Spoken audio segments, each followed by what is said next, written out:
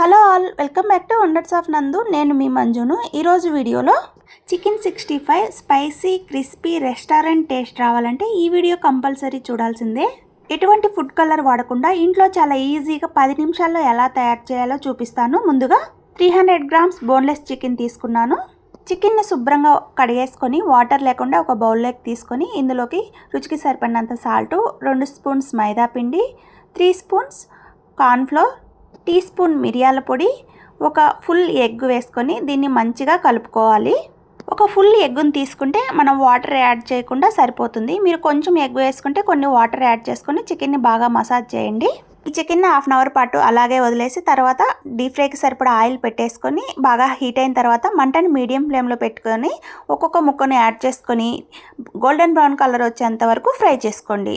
Chicken వేస్తానే turn చేయొద్దండి. ఒక 2-3 నిమిషాలు ఆగిన తర్వాత టర్న్ చేయండి. రెండు వైపులా మంచిగా చికెన్ కుక్ అవ్వాలి.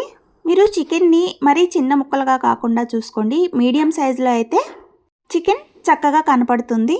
మీరు చిన్న చిన్న పీసెస్గా కట్ చేసుకుంటే అవి వేగాక చాలా చిన్నవిగా అయిపోతాయి. చికెన్ ముక్కలను రెండు వైపులా గోల్డెన్ బ్రౌన్ కలర్ వచ్చేంత వరకు ఫ్రై చేసుకొని ఒక బౌల్లోకి తీసి పెట్టేసుకోండి. అదే ప్యాన్లో ఆయిల్ అంతా ఉంచేసి 2 స్పూన్స్ ఆయిల్ ఉంచేసుకొని సన్నగా కట్ చేసుకున్న వెల్లుల్లి రెబ్బలు వేసుకోండి. ఇవి కొద్దిగా ఫ్రై అయ్యాక సన్నగా కట్ చేసుకున్న కరివేపాకు, ఆనియన్ ముక్కలు వేసి వీటిని మంచిగా ఫ్రై చేసుకోండి.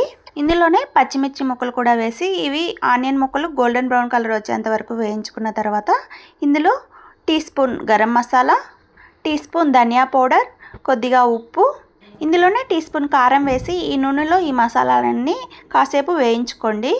ఇందులోనే హాఫ్ కప్ పెరుగు వేసేసి ఒకసారి బాగా కలిపేసుకోవాలి. ఈ మసాలాలు పెరుగు అన్నీ బాగా మిక్స్ చేసుకున్న తర్వాత మరో గిన్నెలో కొద్దిగా కార్న్ఫ్లోర్ తీసుకొని కొన్ని వాటర్ యాడ్ చేసుకొని కలుపుకొని ఆ వాటర్ని ఇందులో యాడ్ చేసుకోండి.